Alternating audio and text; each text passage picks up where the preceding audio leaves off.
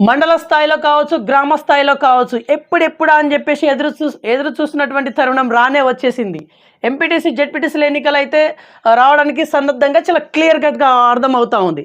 నిజంగా ఇప్పుడు ఖచ్చితంగా చెప్పాలంటే కాంగ్రెస్ పార్టీ ఖచ్చితంగా గెలవాలి. అది గెలుస్తుందనే ధీమాలో కాంగ్రెస్ పార్టీ శ్రేణులు అంటా ఉన్నాయి. బట్ ఇక్కడ ఒక బిగ్ ట్విస్ట్. ఈసారి ఖచ్చితంగా బీఆర్ఎస్ పార్టీ బ్రహ్మరథం పడుతుంది. ఈ ఎంపీటీసీ, జెడ్పీటీసీల్లో బీఆర్ఎస్ పార్టీ నెగ్గుతుందని చెప్పేసి బీఆర్ఎస్ పార్టీ శ్రేణులు అంటా ఉన్నారు. సో ఆ పాయింట్లో చూసుకుంటే ఈరోజు మనం వరంగల్ జిల్లా నర్సంపేట నియోజకవర్గం చెందినటువంటి నెక్కొండ అనే మండలికి రావడం జరిగింది. మనతోని నెక్కొండ మండల మాజీ మార్కెట్ కమిటీ చైర్మన్గా ఉండేటువంటి గుంటుక సోమయ్య గారు మనతో ఉన్నారు. వీరి నుంచి కొంత లేటెస్ట్ ఇన్ఫర్మేషన్ అడుగుతాను. నమస్తే, బాగున్నారా? నమస్తే సార్. ఇప్పుడు ఓకే, నేను పాయింట్కి వస్తున్నా. నెక్కొండ మండలానికి మీరు గతంలో చూసుకుంటే మార్కెట్ కమిటీ చైర్మన్గా మీరు ఒక 20 సంవత్సరాలు అధ్యక్షుడు కూడా మండల అధ్యక్షులు కూడా మీరు 20 సంవత్సరాలు ఏది బీఆర్ఎస్ పార్టీ? అవునా?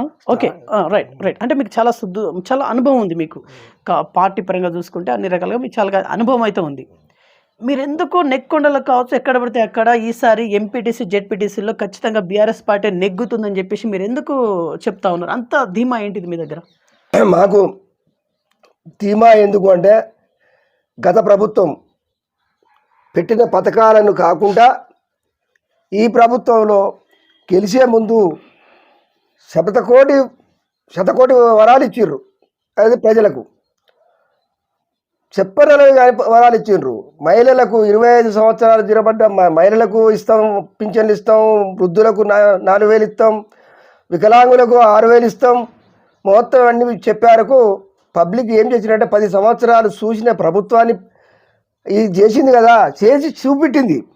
ఇది బీఆర్ఎస్ ప్రభుత్వం చూపెట్టింది. కాబట్టి ఈ 10 సంవత్సరాలు అయింది కదా, ఇప్పుడు ఇంకా కొత్తగా వీళ్ళు డబల్ పెడతా ఉన్నారు. రుణమాఫీ అంటా ఉన్నారు, రైతు బీమా అంటా ఉన్నారు, రైతుకు పెన్షన్ అంటా ఉన్నారు. ఇవన్నీ అంటా ఉన్నారు. కాబట్టి ఒకసారి చూద్దామని మార్పు అని ప్రజలు వేసేసారు.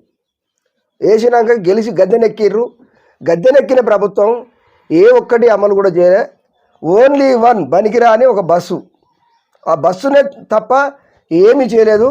రుణమాఫీ ఇదే మా నెక్కొండలో ఉన్నటువంటి అలంకాన్పేటలో ఉన్నటువంటి బ్యాంకు ఉన్నది, ఇండియన్ ఓవర్సీస్ బ్యాంకు. ఆ బ్యాంకులో 100%కు 35% మాఫీ అయినాయి. ఇంకా మిగతా 65% మాఫీ కాలే. మాఫీ అని గొప్పలు చెప్పుకుంటా ఉన్నది ప్రభుత్వం. కానీ వాళ్ళు చేసేది ఏంటిదంటే గత ప్రభుత్వాన్ని విమర్శించుడే తప్ప వాళ్ళు చేసే పనులు కొత్తవి లేవు. ప్రజలకు వెనువెంటనే కనుక వీళ్ళు గెలవంగానే ఈ ప్రభుత్వం రాగానే వెనువెంటనే పెట్టేస్తుంటే 90% వాళ్ళు గెలిచేటోళ్ళే. కానీ బొందల పడుదురు జనం అని ఇప్పుడు దండాడుతూ ఉన్నారు. ఖచ్చితంగా ప్రభుత్వంపై వ్యతిరేకత వచ్చింది. అదే కాంగ్రెస్ పార్టీ వారు కూడా వ్యతిరేకిస్తూ ఉన్నారు అక్కడక్కడ. రైట్. ఇప్పుడు మీరు కాంగ్రెస్ వాళ్ళు కూడా వ్యతిరేకిస్తున్నారు అక్కడక్కడ అంటున్నారు. ఏంటి మీ దగ్గర ప్రూఫ్ ఏంటి? ప్రూఫ్లు ఇలాంటి వీడియోలు పెట్టి కూడా వినిపించిన దాఖలాలు చాలా ఉన్నాయి. ఇప్పుడు కూడా గ్రామాలలో గతంలో ఆ ప్రభుత్వం రాగానే సర్పంచులు నేను అని ఎగిరిన జనాలు కాంగ్రెస్ పార్టీ నుంచి తగ్గుకుంటూ వచ్చిండ్రు. ఖచ్చితంగా తగ్గినరు. ఎందుకంటే ప్రజలలో సింపతి బీఆర్ఎస్ పై పెరిగింది, వారిపై తగ్గింది కాబట్టి సింపతి బీఆర్ఎస్ పార్టీకి ఉన్నది. ఇప్పుడు నేను ఖచ్చితంగా చెప్పదలుచుకున్నా, వీళ్ళు అనుకున్నది ఏంటిది అంటే ఫస్ట్ మనకు సర్పంచ్ ఎన్నికలు పెట్టాలి.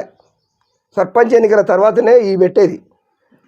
పార్టీ గుర్తుల మీద పెడితే అంతో లభ్యత కలుగుతుందనే ఆలోచన మీద గతంలో ఎట్లయితే పబ్లిక్ మొగ్గిర్రో ఇప్పుడు కూడా ఆ ముసలోళ్ళు వాళ్ళు వీళ్ళు పొగ్గుతారని ఆశ ఉండి పెట్టిండ్రు. అదికి పోను కూడా వాళ్ళు ఇండ్లు ఇవ్వగలేదు. ఇండ్లు ఇస్తాం అనుకుంటా. చూడండి, ఒక నియోజకవర్గానికి 3,500 అని ప్రభుత్వం ప్రకటించింది నియోజకవర్గానికే. అలాంటి ఇండ్లను ఇక్కడ గ్రామాలలో ఏం చేస్తూ ఉన్నారంటే ఒక్కొక్క ఊరుకు 60, 70, 80, 100 ఇట్లా ప్రకటిస్తూ ఉన్నారు. మనకున్న మండలాలన్నీ 6 మండలాలు ఉన్నాయి. 6 మండలాల గ్రామాలన్నీ ఓన్లీ నెక్కొండకే 39 గ్రామాలు ఉన్నాయి. 39 గ్రామాలకు ఈ ఇచ్చిన కాన్స్టిట్యూషన్కి ఇచ్చిన ఇండ్లన్నీ ఒక 39 గ్రామాలకు ఒక మండలానికే సరిపోదు. కానీ మభ్య పెట్టడానికి, ఓట్లు వేయించుకున్నానికి ముగ్గులు పోసి వాళ్ళు ఇప్పుడు బిల్లులు ఒక్కొక్క లక్ష వేసి అటు తర్వాత ఎన్నికల కూడా వచ్చిందని ఒక్కటి కూడా రిలీజ్ చేయరు. అప్పుడు వాళ్ళ జనం తిట్టిపోసుకుంటారు. అయినా ఒక్కటి వాళ్ళు ఇన్ని వచ్చినాయి అని ఆశకు వేసినా కూడా ఏం పెద్ద సమస్య కాదు, మిగతా వాళ్ళు వేయరు. Right sir. ఇప్పుడు ఎంపీటీసీలు కావచ్చు, జెడ్పీటీసీలు కావచ్చు, ఎందుకు మీ పార్టీ అభ్యర్థులను ఎందుకు గెలిపించాలి? ఇక్కడ స్టేట్లో ఏమో కాంగ్రెస్ ఉంది. కాంగ్రెస్ గెలిస్తేనే ఇక్కడ డెవలప్మెంట్ చాలా చదువుగా అంటే ప్రాపర్గా జరుగుతుంది అనేది టాక్. ఇప్పుడు మిమ్మల్ని గెలిపిస్తే ఏంటి యూజ్ ఏంటి, పబ్లిక్ యూజ్ ఏంటి? ఇప్పుడు 20 నెలలైంది అధికార పార్టీలే అదే ఉన్నది. ఇంచుమించు 18-19 నెలలైంది. ఇప్పటి వరకు గ్రామాలలో ఏ ఒక్కటి చేసిండ్రు? ఏ వర్క్ కూడా చేయలేదు, ఏ పనులు కూడా చేయలేదు. గ్రామ పంచాయతీలు కూడా కుంటుపడిపోయినాయి. గ్రామ పంచాయతీలలో ఉన్నటువంటి సెక్రటరీలు బాధపడుతూ ఉన్నారు, జీతాలు రాక ఏడుస్తూ ఉన్నారు. కేంద్ర ప్రభుత్వం నుంచి వచ్చే నిధులు కూడా సర్పంచులను పెట్టలేక కేంద్ర ప్రభుత్వ నిధులు కూడా ఆపేసారు. వీళ్ళు వచ్చి ఇంకేమిస్తారు? ఈ 18 నెలల కాలంలోనే ఒక పైసా పని చేయలే. గతంలో చేసిన బీఆర్ఎస్ ప్రభుత్వం చేసిన పనులు తప్ప ఒక్క పని కూడా ఇక్కడ అవపడే దాఖలా లేదు. అంటే ఇప్పుడు మీరు గెలిస్తే, అంటే మీ పార్టీ అభ్యర్థులు గెలిస్తే డెవలప్మెంట్ జరుగుతుందా? మా పార్టీ అభ్యర్థులు గెలిస్తే డెవలప్మెంట్ జరుగుద్దా అంటే మేము 100% గెలుస్తాం కాబట్టి ఖచ్చితంగా అందరం కసి కట్టుకుండి ప్రభుత్వాన్ని నిలదీస్తాం. సర్పంచులు కానీ, ఎంపీటీసీలు కానీ, ఎంపీపీలు కానీ, జెడ్పీటీసీలు కానీ ఖచ్చితంగా ప్రభుత్వాన్ని నిలదీసి ఎండగడతాం కాబట్టి ఖచ్చితంగా వచ్చే నిధులను రప్పించుకుంటాం, దాన్ని అభివృద్ధి చేసుకుంటాం. రైట్. ఇప్పుడు మీకు ఏమైనా బాధ్యతలు ఏమైనా అప్పచెప్పిల్లా ఈ స్థానిక సంస్థల నడుమున? నాకు మా నెక్కొండ మండలంలో 16 ఎంపీటీసీలు ఉంటాయి. 16 ఎంపీటీసీలకు 16 మందిని ఇన్ఛార్జీలుగా ప్రకటించిండు మా మాజీ ఎమ్మెల్యే పెద్ది సుధర్ రెడ్డి గారు. నేను అలంకాన్పేట, రెడ్డనాయక్ తండా ఈ 2 కలిపి ఒక ఎంపీటీసీ కాబట్టి నన్ను ఈ ఎంపీటీసీ స్థానానికి అందరినీ సమైక్యంగా కుదిరించడానికి, ఐక్యంగా ఉంచడానికి, ఎన్నికలు సజావుగా జరగడానికి, ఓట్లు వేపించడానికి నన్ను ఇన్ఛార్జిగా పెట్టిండ్రు. ఖచ్చితంగా నేను ఇక్కడ గెలిపేయగలుగుతా అని చెప్పేసి అంత 100% అని చెప్తున్నారు. కానీ ఇక్కడ ఖచ్చితంగా చెప్పాలంటే ఇప్పుడు ఏదైతే స్టేట్ గవర్నమెంట్ అధికారంలో ఏ పార్టీ ఉంటుందో ఆ పార్టీకి ఎక్కువ లీడింగ్ వచ్చే అవకాశం ఉంటుంది. మీరు దేన్ని చూసి అంత ధీమాగా చెప్తున్నారు? స్టేట్ పార్టీ అంటే ప్రభుత్వం ఉన్నది. గత ప్రభుత్వంలో మా పార్టీ ఉన్నప్పటికైనా కూడా 10-5 గెలిచినాయి ఏది కాంగ్రెస్ పార్టీకి. ఇప్పుడు ఆ 15 గతికి కాంగ్రెస్ పార్టీ పడతాయి. ఎందుకంటే ముచ్చటే లేదు.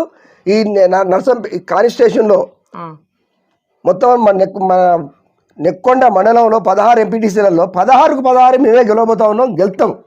ఒకవేళ గెలవకపోతే దేనికైనా ఛాలెంజ్ మేము ఏం ఛాలెంజ్? ప్రభుత్వంతోనే ఛాలెంజ్ చేస్తాం. అది గెలవకపోతే అంటే చెప్పండి, ఒకటే వినండి. పబ్లిక్లో ఇప్పటికి మీరు ఏ బజారు పో, ఎక్కడికి పో, చాటుగా పోయి అడిగినా కూడా, ఎంక్వైరీ చేసుకున్నా కూడా పబ్లిక్ వాయిస్ మొత్తం వస్తుంది, అంతే వస్తుంది. పోయినసారి గతంలో ఎంత మేము పెట్టినా కూడా, ఎంత చేసినా కూడా వాళ్ళ వాయిస్ అనేది వాళ్ళు 10 సంవత్సరాలు చేసిర్రు, ఇంకేం చేస్తుందో ప్రభుత్వం అని ఆశపడ్డరు. ఇప్పుడు నిరాశకు వచ్చారు. ఎంత ఏం చేసినా వాళ్ళు ఓట్లు వేయరు. ఖచ్చితంగా మేము ప్రచారాన్ని తక్కువ చేసినా కూడా ఖచ్చితంగా బీఆర్ఎస్ని గెలిపిస్తారనేది ఆశ. కానీ చాలామంది బీఆర్ఎస్ నుంచి వెళ్ళి కాంగ్రెస్ వైపు జంప్ అయ్యారు కదా. మీలాంటి సీనియర్ నాయకులు చాలామంది జంప్ అయిపోయారు. మీలాంటి వాళ్ళు కొంతమంది మాత్రమే బీఆర్ఎస్లో అలాగే స్టేబుల్గా ఉన్నటువంటి పరిస్థితి. మరి ఎట్లా చూడండి, నేను బీఆర్ఎస్ పార్టీ 2001లో బీఆర్ఎస్ పార్టీ నిలబడ్డప్పటి నుంచి నేను స్టాండింగ్లో ఉన్నా. 2001 నుంచి 2020 దాకా 20 సంవత్సరాలు నేను మండల పార్టీ అధ్యక్షునిగా ఎన్నో ఉద్యమాలు చేసి ఎన్నో జైళ్ళ పాలయ్యి ఇప్పటికి కూడా నాకు ఇంకా కేసులు ఉన్నాయి. అయినా ఏ అనుభవం లేకున్నా కావాల్సింది ఏంటంటే మనకు తెలంగాణ అనేది రావాలి, ఉద్యమం వచ్చినాక తెలంగాణ ఏర్పడాలి, ఆంధ్ర వాళ్ళని తరిం కొట్టినాక మనది మనం అభివృద్ధి చేసుకున్నాం, అన్ని విధాలుగా ఇదైనాం.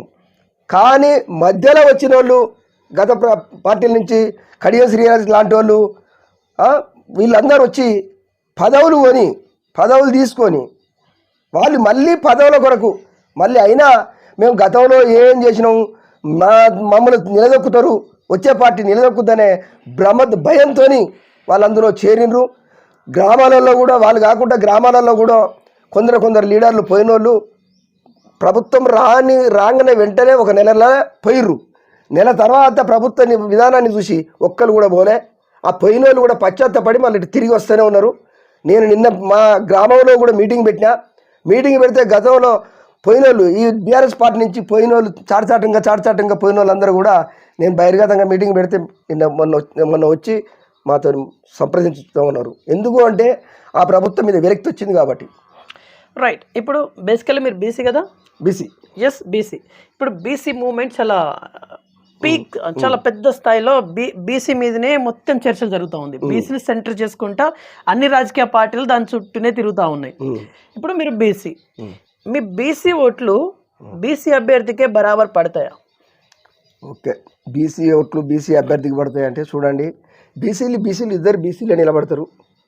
నిలబడ్డప్పుడు దానికి వ్యతిరేకతగా కాదు, అక్కడ ఖచ్చితంగా బీసీ అనేది కాదు, అక్కడ పార్టీ నినాదం బీఆర్ఎస్ పార్టీ నినాదంతోనే గెలుతారు వాస్తవంగా. ఎందుకు అంటే బీసీలు అన్ని పార్టీలలో ఉన్నారు, మరి వాళ్ళకు కూడా కొంత వేసుకుంటారు, తప్పదు అది. బీసీ అంటే కాంగ్రెస్ పార్టీకి వేసుకుంటారు, బీజేపీకి వేసుకుంటారు, వాళ్ళ దేనికైనా ఉంటారు. బీసీలు అనేటప్పుడు బీసీలు అందరు కలిసి ఒకే బీసీ ఒక వేరే అదర్ పార్టీ వాళ్ళ కులం కనుక చేసేస్తుంటే బీసీ అని కూడా తాడుకొస్తారేమో, కానీ అట్లా కూడా రారు. ఇది ఖచ్చితంగా పార్టీల పరంగానే వస్తారు, బీసీ అనేది రారు. అయినా బీసీ 42% అని ఈ ప్రభుత్వం ప్రకటించినా కూడా ఇప్పటి వరకు గవర్నరే ఒప్పుకోలేదు. అది ఇంకా కాలేదు. ఈ ఎలక్షన్ పెట్టాలంటే రాష్ట్ర ప్రభుత్వానికి గదగదలు వణుకుతూ ఉన్నది వాస్తవంగా. కానీ మీదికి కూడా మేఘపోతు గంభీరంగా అన్ని ప్రకటనలు పలుకుతూ ఉన్నారు మంత్రులు వాళ్ళు. కానీ ఖచ్చితంగా బీఆర్ఎస్ పార్టీ రాష్ట్రంలో అత్యధిక మెజార్టీగా, వరంగల్ గతంలో ఎమ్మెల్యే ఎలక్షన్ అప్పుడు హైదరాబాద్లో ఎట్లయితే గెలిచిర్రో ఎమ్మెల్యేలు, ఇప్పుడు మొత్తం స్టేట్ మొత్తం ఎంపీటీసీలు ఎంపీపీలు జెడ్పీటీసీలు గెలుస్తారు. ఓకే సార్, ఇప్పుడు మీరు అంటే ఇప్పటిదాకా మనము కాంగ్రెస్ అంటే బీఆర్ఎస్ గురించి మీ డిస్కషన్ వచ్చింది, బీజేపీ గురించి ఎక్కడ డిస్కషన్ రాలే. What about your opinion on BJP? ఏం చెప్తారు బీజేపీ అంటే? చూడండి, బీజేపీ కేంద్ర ప్రభుత్వంలో ఉండవచ్చు, కాదంటలేం. బీజేపీ కొన్ని మంచి పనులు చేస్తుంది, కాదనం. అన్నిటిని కూడా మనం ధిక్కరిస్తాము, కరెక్ట్ కాదు. కానీ బీజేపీకి తెలంగాణలో బలమైన క్యాడర్ లేదు. కొంత ఉన్నా కూడా వాళ్ళు వాస్తవంగా కూడా బీజేపీలో కూడా మొన్న గెలిచిన సీట్లు కూడా ఎట్లయితే వ్యతిరేకతగా 10 సంవత్సరాలు చేసిర్రు అనే ఆలోచన మీదనే వాళ్ళు కూడా వాళ్ళకి వేసిర్రు. కానీ ఇప్పుడు వాళ్ళకు కూడా రావు. బీజేపీకి అనే దాంట్లో కాంగ్రెస్ అసలు వాస్తవంగా ఈ నెక్కొండ మండలంలో బీజేపీ ఒక్కటి కూడా రాదు. ఎట్లా చెప్తారు? నేను చెప్తా, పార్టీ బలంగా బీజేపీ అనేది నిజంగా రాష్ట్ర వ్యాప్తంగా బీజేపీ అనేది చాప కింద నీళ్ళకన్నా ప్రవహిస్తూ ఉంది. అంటే సైలెంట్ గా తన ఉనికి చాటుకునే దిశగా అడుగులు వేస్తా ఉంది. ఇక్కడ అంత లేదండి, లేదా నెక్కొండలో లేదా? నెక్కొండలో లేదంత, నెక్కొండలో బీజేపీకి అంత లేదు. ఓకే, నెక్కొండ టౌన్ వరకా? నెక్కొండ మండలం వరకు? టౌన్ కాదు, మండల్ మొత్తం కాదు, నర్సంపేట కాన్స్టిట్యూషన్ వరకే లేదు. చెప్తాను, నర్సంపేట కాన్స్టిట్యూషన్ వరకే లేదు. ఓకే, మీరు నెక్కొండ మండల ప్రజలకు ఏం చెప్పాలనుకుంటారు? ఇప్పుడు ఎలక్షన్ రాబోతుంది కాబట్టి నెక్కొండ ప్రజలకు చెప్పేది ఏంటంటే, మనకు గెలిచిన 18 నెలల్లో ప్రభుత్వం ఏం చేసింది, ఏ అభివృద్ధి చేసింది, ఎక్కడన్నా ఒక తట్టెడు మట్టి పోసిందా, లేకపోతే ఇంకేమైనా చేసిందా, వృద్ధులకు ఏమైనా చేసిందా, వికలాంగులకు ఏమైనా చేసిందా, స్కూల్ పిల్లలకు బైకులు అనిరి, కాలేజీ పిల్లలకు బైకులు అన్నారు, వాళ్ళకి ఏమైనా చేసిండ్రా? ఏది చేయలేదు. కాబట్టి దీనికి కనుక మనం ఓట్లు కనుక వాళ్ళకి వేసేస్తుంటే అన్ని శూన్యం అయితే మర్చిపోతారు. ఈ స్థానిక సంస్థలలో దెబ్బ కొట్టాలనే అందరికీ మేము పిలుపునిస్తాం. దెబ్బ కొట్టాలనా? మరి మీరు మీ మాట నమ్మి నిజంగా బీఆర్ఎస్ అభ్యర్థులను గెలిపిస్తే డెవలప్ ఒకలా జరగకపోతే, ఇప్పుడు స్టేట్ గవర్నమెంట్లో ఏ పార్టీ అయితే అధికారంలో ఉంటుందో వాళ్ళే ఇక్కడ గెలిస్తే అంటే విలేజ్ల వారీగా డెవలప్మెంట్ సులువుగా జరుగుతుంది కదా. అవునండి, ఒకటి చూడండి, ఇప్పుడు మందలో బలమైన క్యాడర్ మా సర్పంచులు వీళ్ళందరూ ఉన్నప్పుడు ఏ ప్రభుత్వాలు ఏం చేయలేవు, వాస్తవంగా చేయలేవు. మొత్తం జిల్లా వైజ్గా నియోజకవర్గ వైజ్గా అత్యధిక మెజార్టీతో మేము సీట్లు గెలిచినాక వాళ్ళు ఏం చేయగలుగుతారండి? వాళ్ళ పలుకుబడైపోతుంది వాళ్ళ వాస్తవంగా చెప్పాలంటే.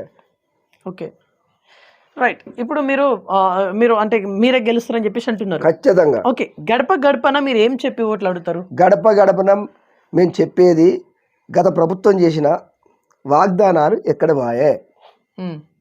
ఎక్కడ ఏమిచ్చిండ్రు, ఏ ఒక్కటి ప్రకటించి చేసిండ్రా? గత ప్రభుత్వం అంటే ఏ ప్రభుత్వం? మీ ప్రభుత్వం? ఈ ప్రభుత్వం, గత ప్రభుత్వం చేసింది. కానీ గత ప్రభుత్వం కంటే వీళ్ళు ఏం చేసిర్రు? వచ్చి 18 సంవత్సరాలు, 18 నెలలు అయింది. 18 నెలల నుంచి ఏ ఒక్కటన్నా చేసిండ్రా? తాండాలలో పోతే ఇప్పుడు ఓట్లు అడిగితే వాళ్ళు అడగలేరు. వీళ్ళు ప్రతి తాండాకు రోడ్లు ఇచ్చినాం, కంకర పోసిర్రు. మీ హయాంలో? ఇప్పుడు మా హయాంలో, ఏది ఈ ప్రభుత్వం దిగిపోయే ముందు రోడ్లు పోతే రోడ్లు మొత్తం శూన్యం చేసి వాటి అన్నిటి క్యాన్సిల్ చేపించి ఉన్నది. ఇప్పుడు ఒక్క దుక్కున కూడా మొత్తం చూడండి మీరు, మా నెక్కొండ మండలంలో ఉన్న లింక్ రోడ్లు మొత్తం చూడండి. లింక్ రోడ్ల కంకర కొట్టుకుంటుంది. వాళ్ళు వేస్తారా ఓట్లు? దగ్గరికి రానిస్తారా? రానియారు. అది ఇప్పుడు మాది కూడా ఇక్కడి నుంచి చిన్నకొరపోలు వరకు రోడ్డు ఉన్నది, దాన్ని కూడా ఇంతవరకు వేయలే. అటు పెద్ద మన నాగారం టు నక్కలగూడ తండా ఇంటికైనా స్టేషన్ అవి అక్కడే ఆగి ఉన్నాయి. చాలా రోడ్లు అన్ని లింక్ రోడ్లు మొత్తం అట్నే ఆగి ఉన్నాయి. వాళ్ళు వేస్తారు ఆ తండాలలో. వాస్తవంగా గతంలో ఈ ప్రభుత్వానికి తండాలలో ఎస్టీలే మొగ్గు చూపిర్రు. ఇప్పుడు ఎస్టీలే తన్ని పడేస్తారు, ఎస్టీలే దించేస్తారు. ఎస్టీలలోనే లింక్ రోడ్లన్నీ ఆపేసిర్రు. ఖచ్చితంగా వాళ్ళే మళ్ళీ ముందుకు వచ్చి ఇది చేస్తారు. రైట్. అంటే డెవలప్మెంట్ ఆపేషన్లు అని చెప్పేసి మీరు అంటున్నారు కదా, యాక్చువల్లీ ఖజానా ఖాళీగా ఉంది అక్కడ. అంటే మీరు వెళ్తా మీరు అంటే మీ పదవి వెళ్తా అయిపోయింది కదా, ఆ టైంలలో ఈ 10 సంవత్సరాలలో చాలా అప్పులు మీరు చేసి వెళ్ళిపోయారు కదా. మరి ఆ అప్పు ఎందుకు చేసినట్టు? ఇప్పుడు ఆ అప్పు ఇంట్రెస్టే కట్టలేకపోతుందని చెప్పేసి రేవంత్ వర్గం చెప్తా ఉంది. అవును, ఏం చెప్తారు? ఒకటి చూడండి, ఇవాళ నేనే ఉన్నా, ఒక ఇల్లు కట్టుకుంటా అప్పయిందా కాదా? అప్పయింది. ఎక్కడ చూడండి రైతు వేదికలు ఎన్ని దుక్కులు కట్టిండ్రు, రోడ్డు నిర్మాణాలు ఎన్ని దుక్కులు వేసారు, గ్రామాన సిసిలు ఎన్ని చేసిర్రు, మళ్ళీ పోతే మన సెక్రటరీ ఎట్లా చేసిండ్రు, నీళ్లు ఇప్పుడు ఈ ప్రభుత్వం వచ్చిన కాంచి కరెంటు ఇప్పుడు ఎట్లా ఉంటుంది, పొద్దున్న దాకా 4 సార్లు పోతుంది నిత్యం కరెంటు. గిట్ల గంట కూడా ఇట్లా స్టిప్ కాకుండా వచ్చిన కరెంటు అది. ఆ కరెంటు రప్పించింది పెట్టుబడి పెట్టింది కదా. నదులను అనుసంధానం చేసి మొత్తం నీళ్లు పారిచ్చింది పెట్టుబడి కాదా? ఈ గతంలో చేసిందంటే గతంలో ఎవరేం చేసిర్రు? అన్ని పెట్టుబడులు మొత్తం చేసింది ప్రభుత్వం. నీకు తెలియదా? వాళ్ళు ఏమున్నదని అలా ఇప్పుడు దిగిపో మా ప్రభుత్వం చేస్తుంది. నీకు అంతా మేము ఏం చేయలేము, మేము ఇళ్ళకి పడతాం, మేము ఢిల్లీకి పోతే మమ్మల్ని ఢిల్లీకి చెప్పులు ఎత్తుకపోతారని మమ్మల్ని ఇది చేస్తూ ఉన్నారు అని చెప్తా ఉన్నాడు ముఖ్యమంత్రి. ఇప్పుడు దిగిపోండి, మేము ఎవరు చెప్పులు ఎత్తుకపోకుండా ఏం చేయకుండా, మేము ఎవరిని అడగకుండా ఏం చేయకుండా ఇప్పుడు మా ప్రభుత్వం చేస్తుంది, బీఆర్ఎస్ చేస్తుంది. రైట్. ఇప్పుడు సార్, ఇప్పుడు మీ గత ప్రభుత్వం చేసినటువంటి ఒక్కొక్కటి బయట పడతాదని చెప్పేసి కాంగ్రెస్ వర్గం అంటా ఉంది. కాళేశ్వరం ప్రాజెక్ట్ కావచ్చు, ఈ కార్ రేస్ కావచ్చు, లేకపోతే ఫోన్ ట్యాపింగ్ కావచ్చు, అంటే ఇట్లాంటివి వన్ బై వన్ ఈడీ కేసులు అని చెప్పేసి, విచారణ అని చెప్పేసి వన్ బై వన్ జరుగుతూ ఉంది. ఇవన్నీ జరుగుతున్నటువంటి క్రమంలో ఇప్పుడు బీఆర్ఎస్ అభ్యర్థులకి ఎట్లా ఓటేస్తారు ప్రజలు? ఓకే అండి, వాళ్ళు చేసేది ఏంటంటే అభివృద్ధి చేతగాక ఎదుటి వాడిని తిడతాంటే ఈ ప్రభుత్వాలు ఏం చేస్తాయి అంటే, వీళ్ళందరూ ఏం చేస్తారు, పబ్లిక్ ఏం చేస్తారంటే వీళ్ళకి ఇచ్చే అభివృద్ధి కార్యక్రమాలకు ఏది అడగకుండా బీఆర్ఎస్ మీద ఎత్తిపోసుకుంటా ఉన్నారు. ఎక్కడ పోయిందండి? అంత కోట్ల వర్కులు చేసినప్పుడు ఏంటో కింద కారుతుంది. మన అన్నం తింటాడే ఒక మెతుక కింద పడుతుంది. ఇది జరుగుతుంది జరగదని కదా, దాన్ని చేసుకోవాలి. అయితే ఇట్లా విమర్శలు చేసుకుంటుంటే మమ్మలను ప్రజలు నిలదీయరు, పింఛన్లు అడగరు, ప్రతి విషయంలో కూడా ఏది చేయరు. వాళ్ళ మీద బెత్తి పడతాలి అనే ఆలోచన మీద మా మీదికి మళ్ళీ దానికి జనాన్ని చూస్తారు. కానీ జనం పిచ్చోళ్ళు కాదు, అరే వీళ్ళు చేతగాకరే వాళ్ళ మీద ఇట్టిపోసుకుంటారు అనేది జనాలలో ఎప్పుడో జ్వరపడదు. రైట్. ఇప్పుడు వన్ బై వన్ మీ పెద్ద లీడర్లు కేసీఆర్తో సహా అందరూ విచారణ ఎదుర్కొన్నారు. ఎవరు జైలుకి వెళ్తారు అనుకుంటున్నారు మీరు? ఎవరు జైలుకి వెళ్ళేది ఎవరు కనగలే, ఎవరు జైలుకి వెళ్ళేది ఎవరు కనగండే. వాళ్ళు చెప్పేది ఏం నిరూపించలేరు, అది గ్యారంటీ. కాకుంటే కాలయాపన చేస్తూ ఉంటారు.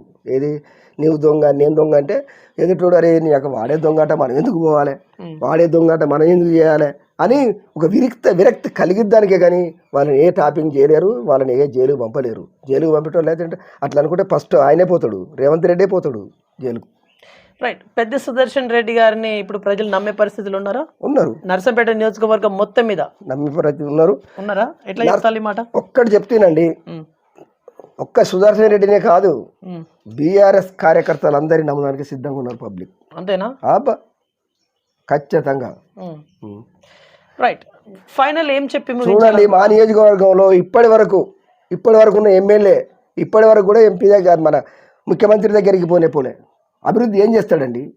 ఎక్కడ చేస్తాడు? ఇప్పటి వరకు ముఖ్యమంత్రి దగ్గరికి పోలే. ముఖ్యమంత్రి నర్సంపేటకు వస్తే ఇంకో దుక్కు పోతాడు, దొంతి మాధవరెడ్డి. అవును, మరి అంతే కదా. అభివృద్ధి అనేది ఇప్పుడు ఒక తండ్రి కొడుకులు అందరూ కలిసి పనిచేసుకుంటేనే ఒక పంట పండిస్తారు, అభివృద్ధి అవుతుంది.